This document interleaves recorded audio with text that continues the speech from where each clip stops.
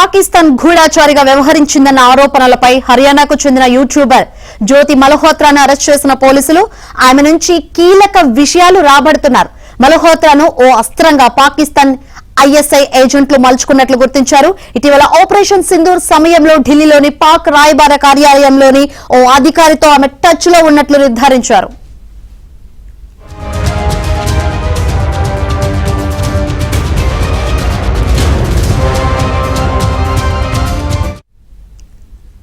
జ్యోతి మల్హోత్రా సైనిక రక్షణ కార్యకలాపాలకు సంబంధించిన సమాచారం వారితో పంచుకున్నట్లు ఇప్పుడే చెప్పలేకపోయినప్పటికీ పాక్ నిఘా వర్గాలతో ఆమె నేరుగా సంప్రదింపులు జరిపిందని హర్యానా పోలీసులు తెలిపారు. వాళ్ళు మల్హోత్రాను ఓ అస్త్రంగా చేసుకున్నారని ఖచ్చితంగా చెప్పారు.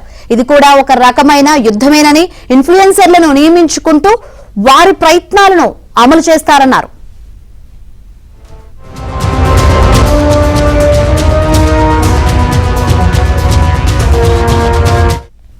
పహల్గాం ఉగ్రదాడికి ముందు జ్యోతి మల్హోత్రా పాకిస్తాన్ లోనే ఉందని హర్యానా పోలీసులు తేల్చారు. తరచూ ఆమె పాక్ పర్యటనకు వెళ్లారని, ఒకసారి చైనా పర్యటనకు వెళ్లినట్లు చెబుతున్నారు.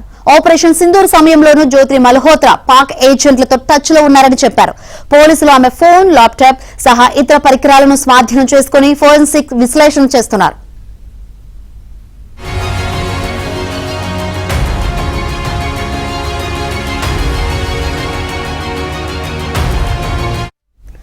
గతేడాది మే నెలలోనే కపిల్ జైన్ అనే వ్యక్తి జ్యోతిపై దృష్టి సారించాలని ఎన్ఐఏను కోరుతూ ఎక్స్ లో పోస్ట్ చేశాడు. ఆమె తొలుత పాక్ ఎంబసీలో ఫంక్షన్ కు హాజరైందని, తర్వాత పాక్ పర్యటనకు వెళ్లిందని, అనంతరం కశ్మీర్ పర్యటనకు వెళ్లిందని, దీని వెనుక ఏదో ఉందని అందులో ఉంది.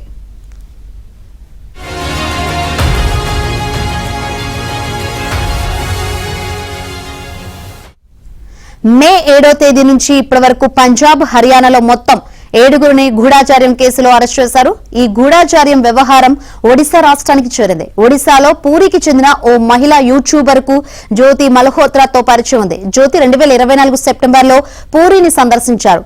పూరికి చెందిన యూట్యూబర్ ఇటీవలే పాక్ లోని కర్తార్పూర్ గురుద్వారాను సందర్శించారు.